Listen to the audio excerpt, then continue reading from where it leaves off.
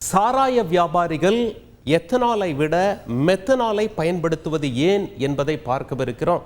அறிவியல் புரிதல் நமக்கு வந்துவிட்டதாயின் மெத்தனால் எது எத்தனால் எது உடல் உள்ள போய் இது என்ன செய்கிறது, உடலுக்கு வெளியே எங்கெல்லாம் இதை பயன்படுத்துகிறாங்க என்று புரிந்து கொண்டாலே போதும், நாம் இதை தொடமாட்டோம்.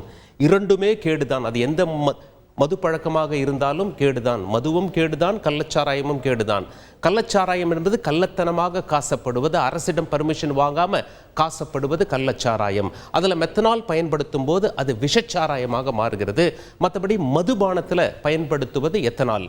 சரி, கள்ளச்சாராய வியாபாரிகள் ஏன் மெத்தனாலை பயன்படுத்துகிறார்கள் என்பதை பார்ப்பதற்கு முன் அதீத போதை தருவது எது என்ற கேள்வி உங்கள் முன்னிலையில் வைக்கப்படுகிறது. நீங்கள் கடைகளில் போய் வாங்கும் மதுபானமா அல்லது பாக்கெட்டில் விற்கப்படும் கள்ளச்சாராயமா என்று கேட்டால் கள்ளச்சாராயம்தான். கள்ளச்சாராயில் போதை அதிகம், உடனே உயிரும் போய்விடுகிறது.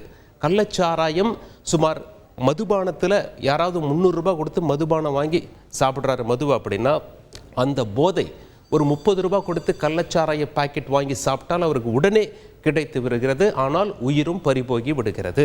கண்ணும் தெரியாமலாகும், பிறகு உயிர் பறிபோகும்.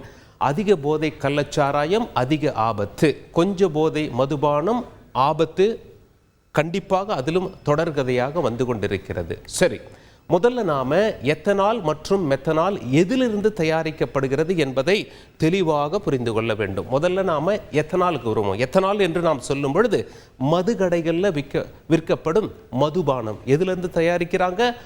உணவு பயிர், அதாவது ஃபெர்மெண்டேஷன் என ஆங்கிலத்தில் அழைப்பார்கள். நொதித்தல் என்று நாம் தமிழில் சொல்லலாம். திராட்சை, பார்லி, அரிசி, சோளம், கோதுமை இதெல்லாம் உள்ளதை நொதித்து தயார் செய்யப்படுவது. இன்னும் ஆங்கிலத்தில் சொல்லணும் அப்படின்னா ஈஸ்ட், உங்கள் எல்லாருக்கும் தெரியும், தோசை மாவு தயாரிப்பிலும் பயன்படுத்தப்படுகிறது.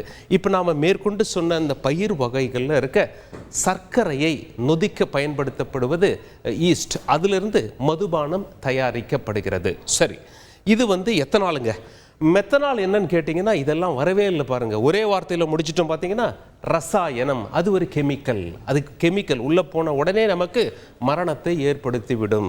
இந்த ப்ராசஸ்க்கு எவ்வளவு நேரமாகும்? எதுவுமே இல்லாமல் டைரெக்டாக பாருங்கள், ரசாயனம் உடலுக்குள்ளே போச்சுன்னா அவ்வளோதான், உடனடியாக உயிர் பிரிந்து விடுகிறது. இதுதான் எத்தனாலுக்கும் மெத்தனாலுக்கும் உள்ள வித்தியாசம். சரி, எத்தனாலை பொறுத்தவரை மதுபானமாக மாற அதிக நேரம் எடுத்துக்கொள்ளும், அதனால விலையும் அதிகம். மெத்தனால் அப்படி கிடையாது, உங்களுக்கு தண்ணீரில் எளிதாக கரையும், விலையும் குறைவு. இப்பொழுது புரிகிறதா எதனால கள்ள சாராயம் காசுறவங்க எத்தனாலை காட்டிலும் மெத்தனால் வச்சு தயாரிக்கிறாங்க? அதனால ஏற்படக்கூடிய உயிர் பலியும் நாம் புரிந்து கொள்ள வேண்டும். சரி, எத்தனால் என்னென்ன பாதிப்பெல்லாம் ஏற்படுத்துது அப்படின்னு சொல்லி நாம் பார்த்தோம் அப்படின்னா, எத்தனால் என்பது நாம் கடைகளில் வாங்கக்கூடிய மது. அந்த மது வாங்கி சாப்பிட்டீங்க அப்படின்னா ஒவ்வொரு உறுப்பாக நிச்சயம் பாதிக்கப்படும். உங்களுக்கு நோய் எதிர்ப்பு சக்தி குறையும், மரணம் உங்களை நெருங்கும். இருந்தாலும் வலிமிகுந்த மரணமாக அது இருக்கும். கல்லீரல் பாதிப்பு, இதய பாதிப்பு, நோய் எதிர்ப்பு சக்தி குறைவு, அவதிப்பட்டு மரணம். இதெல்லாம் நீங்கள் மது கடையில் வாங்கி சாப்பிட்றீங்களா மது, அதை சாப்பிட்டீங்கன்னா இதெல்லாம் வரும். சரி, இது எத்தனால். அடுத்ததாக மெத்தனால். அரை டீஸ்பூன் போதுங்க, உங்களோட கண் பார்வை போய்விடும், உங்களுக்கு உடனடி மரணம் ஏற்படும். மெத்தனால் மிக மிக ஆபத்தானது எத்தனாலை காட்டிலும். சரி, நீங்கள் ஒரு கேள்வி கேட்கலாம், சார் உதாரணம் சொல்லுங்கள், இந்த மெத்தனாலை எங்கெல்லாம் பயன்படுத்துகிறாங்க? அது ஒரு தொழிற்சாலையில் பயன்படுத்தக்கூடிய ஒரு பொருள், அதுக்கு லைசன்ஸ் எல்லாம் வேணும். அந்த தொழிற்சாலை எந்த தொழிற்சாலையெல்லாம் பயன்படுத்துகிறாங்கன்னு பார்த்து இந்த கள்ள சாராய வியாபாரிகள் என்ன பண்ணுறாங்க, அவங்க கிட்ட போய் அதிக பணத்தை கொடுத்து அந்த மெத்தனாலை வாங்கி கொண்டு வந்து சாராயத்தை தயார் செய்து மக்களுக்கு கொடுத்து விடுகிறார்கள். அந்த தொழிற்சாலை ஒழுங்காக இருக்க வேண்டும், ஆனால் அதிக காசு கிடைக்குதுன்னு சொல்லி இந்த மாதிரி விற்று பணம் பார்த்து விடுகிறார்கள். அதனால் மிக மிக ஆபத்தான ஒரு வேதியியல் பொருள் என்றால் இந்த மெத்தனால். எந்த கம்பெனிலாம் பயன்படுத்தப்படுகிறது பாருங்களேன். பெயிண்ட், தின்னர் இதில் தின்னரும் பெயிண்டில் தான் யூஸ் பண்ணுறாங்க இல்லையா? பெயிண்டில் கலக்கி நீங்கள் பெயிண்ட் அடிப்பீங்க தின்னரை வச்சு. வார்னிஷ் இந்த வுட்டுக்கு அடிப்பீங்க இல்லையா?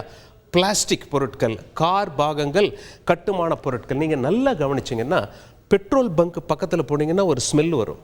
அதே ஸ்மெல் உங்களுக்கு ஷூ பாலிஷை திறக்கும் போதும் இருக்கும். அதே ஸ்மெல் உங்களுக்கு பெயிண்ட் டப்பாலையும் வரும். கொஞ்ச நேரம் ஸ்மெல் பண்ணி பார்ப்போமா என்ற உணர்ச்சி உங்களுக்கு வரும். எத்தனால் மிக மிக ஆபத்தானது. உங்களுடைய சுவாச குழாய் அதை கேட்கும், இன்னும் கொஞ்ச நேரம் சுவாசிக்கலாமா என்று. இதெல்லாம் ஒரே பொருள் தான். இதெல்லாம் வண்டிக்கு போட வேண்டியது, ஷூக்கு போட வேண்டியது, வீட்டு சுவருக்கு அடிக்க வேண்டியது, இது நம்ம உள்ள போட்டால் என்ன ஆகும்? எல்லாமே வெந்து போகும். இப்படித்தான் உடல் உறுப்புகள் கெட்டு போகின்றன. எத்தனாலே எப்படின்னா, கடையில் விற்கக்கூடிய மதுபானங்களே எப்படின்னா மெத்தனால் எப்படி இருக்கும் என்று சிந்தித்து பாருங்கள். அதாவது நாம் சொல்ல வர்றது மெத்தனால் மிகப்பெரிய ஆபத்தை விளைவிக்கக்கூடிய ஒரு பொருள் என்பதை நாம் புரிந்து கொள்ள வேண்டும். எத்தனாலும் ஆபத்து தான். சானிடைசர் வாங்க அடையாள அட்டை கட்டாயம் என்று தமிழ்நாடு மருந்து விற்பனையாளர்கள் சங்கம் தெரிவித்திருப்பது குறிப்பிடத்தக்கது. அது ஏன் திடீர்னு சானிடைசருக்கு வந்துட்டாங்க அப்படின்னா, கொரோனா காலத்துக்கு கொஞ்சம் அப்படியே ரீவைண்ட் பண்ணி பாருங்க. ஒரு 4 வருஷம் முன்னாடி சானிடைசர் நாம் எதற்காக பயன்படுத்தினோம்? கொரோனாவை கொல்வதற்கு. எதற்காக சானிடைசர் கொரோனாவை கொல்கிறது? சானிடைசர்ல 60% ஆல்கஹால் இருக்கிறது, மது கலந்திருக்கிறது. அந்த ஆல்கஹால் கொரோனாவை கொல்கிறது. கொரோனாவையே கொல்லுது. கொரோனா எத்தனை பேரை கொண்டு இருக்கும்? அந்த கொரோனாவையே கொலை செய்வது சானிடைசர். ஏன் கொலை செய்கிறது? அந்த சானிடைசர்ல ஆல்கஹால் இருக்கிறது. அது உள்ளே போனால் என்ன ஆகும்? எம்மாதிரியான சேதத்தை விளைவிக்கும்? உள்ளே போனால் நம்மளையே கொன்றுவிடும். அதனால தான் கொரோனா காலத்துலலாம் உங்களுக்கு சொன்னாங்க, நீங்கள் வாங்கும்போது சானிடைசர் வாங்கும்போது அதில் குறைந்தபட்சம் 60% ஆல்கஹால் இருக்கிறதா என்று கேட்டு வாங்க வேண்டும், பிறகுதான் அது கொரோனாவை கொல்லும், இப்படிலாம் சொன்னாங்க இல்லையா? அதனால் அங்கேயும் சானிடைசர்லையும் ஆல்கஹால் இருப்பது குறிப்பிடத்தக்கது. நீங்கள் எத்தனால் மெத்தனால் என்று எதை எடுத்தாலும், மது சாராயம் என்று எதை எடுத்தாலும் அனைத்துமே கேடுதான். இது ஒரு மிக மிக தீய பழக்கம். கள்ளச்சாராயத்தை விட்டுட்டு சாதா மது வாங்கி குடிக்கலாம்னா அதுவும் தீய பழக்கம். உங்களுடைய உடலை கொஞ்சம் கொஞ்சமாக அழித்துவிடும்.